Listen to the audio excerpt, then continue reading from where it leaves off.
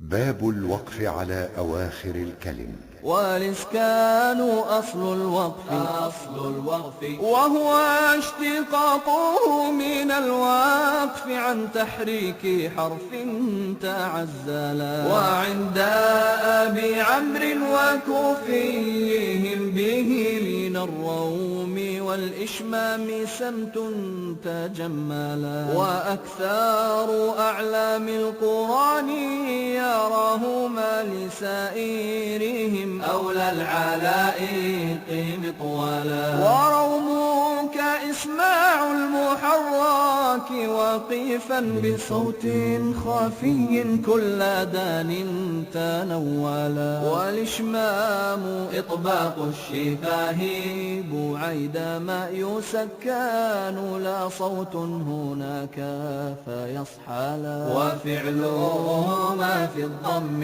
والرفع وارد. ورومك عند الكسر والجر والصلا. ولم يراه في الفتح والنصب قارئ. وعند إمام النحو في الكل أعملا. وما نوع التحريك إلا للازم بناء وإعرابا غدا متنقلا. وفي هاء تأنيث وميم الجميع قل وعارض شكل لم يكونا ليدخلا. وفي الهاء للإضمار قوم آبوهما ومن قبله ضم أو الكسر مثلا. أو ما هما واو وياء وبعضهم يرى لهما في كل حال محللا.